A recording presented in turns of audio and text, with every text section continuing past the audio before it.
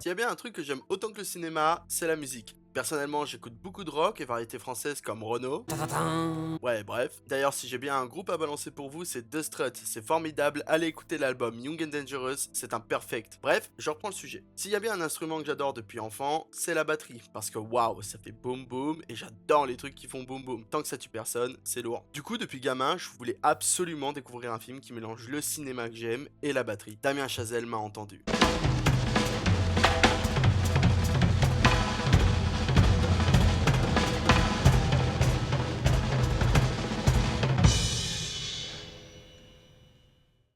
Whiplash est un film sorti en 2014, réalisé par Damien Chazelle le GOAT. On retrouve dans le cast pour les acteurs principaux Mike Taylor dans le rôle d'Andrew et J.K. Simon dans le rôle de Terence Fletcher. On suit donc l'histoire de Andrew qui depuis enfant fait de la batterie, contrairement à moi qui depuis enfant fait que se branler. On n'a pas les mêmes valeurs. Il a un jour l'opportunité de rejoindre un cours qui est dirigé par un grand chef connu pour son orchestre. Il s'appelle Terence Fletcher et c'est là qu'il va découvrir ce que c'est de se faire baiser fort. Pour savoir comment il a accédé à ce cours prestigieux, c'est très simple. Notre poteau Andrew était en train de jouer de la batterie solo dans une salle de répétition. Et là, boum, Fletcher débarque pour le tester. Je vous l'avais dit que j'aimais les booms. Alors Andrew joue et Fletcher il pète pas un mot et il se barre comme Batman. Mais revient après en l'invitant à rejoindre son orchestre. Merci Batman. Et là notre frérot Andrew, il découvre la face cachée de Fletcher. Un gros merde, pas ça. Il découvre que Fletcher est genre hyper strict. Il n'hésite pas à humilier le tromboniste devant tout le monde en le forçant à avouer son erreur pour ensuite le virer. Mais le pire dans tout ça, c'est que le tromboniste il a rien fait. Donc Fletcher, grand enculé. Voilà, c'est dit. Maintenant, Andrew il sait comment ça se passe si ça va pas.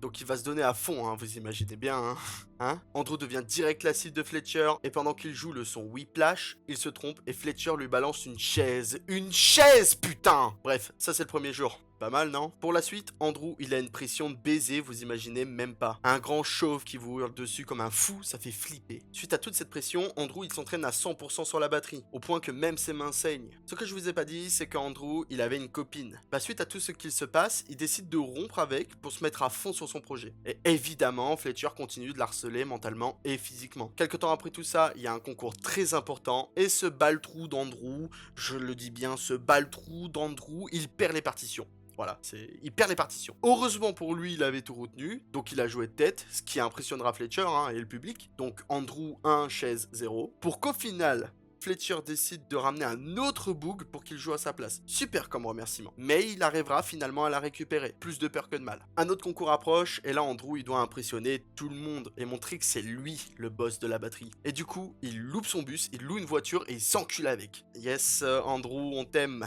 Il parvient quand même à arriver. Bon, en retard, hein, mais surtout blessé. Ce qui fait qu'il rate complètement sa performance. Et Fletcher sera totalement unanime dessus et l'expulsera de l'orchestre. Après ça, Andrew, là, ça va pas du tout. Il rentre en dépression sévère et abandonne carrément la batterie. Il découvre entre-temps que Fletcher a été renvoyé pour ses méthodes abusives, cause à un élève anonyme qui a été poussé à parler par le père d'Andrew. Il recroisera ensuite Fletcher dans un club de jazz et discute sur la manière d'enseigner. Mais Fletcher reste sur sa position qu'il faut être dur et mettre une pression de zinzin pour avoir des génies. Il se rabiboche vite et Fletcher lui propose de jouer pour lui dans son nouvel orchestre pour un festival de jazz. Ce genre d'événement peut remettre sur pied la carrière de quelqu'un, alors évidemment qu'Andrew il va accepter. Quelques minutes avant que le concert commence, surprise, l'orchestre ne va pas du tout jouer les partitions que Andrew possède. Il découvre que Fletcher savait que c'était à cause de son père qu'il avait été envoyé, donc petit coup dans le dos, il se loupe complètement sur la première prestation, ce qui est logique, hein, il a pas les partitions, c'est la merde. Donc Andrew il quitte la scène, mais il revient de suite nous livrer une performance de 9 minutes de caravane, qui sont pour moi les plus intenses que j'ai vues dans un film. Il nous fera un solo de batterie qui reste en tête très longtemps, et là la plus belle chose du film arrive. Fletcher donne un signe d'approbation à Andrew. On comprend que les deux ont enfin atteint leurs objectifs et boum,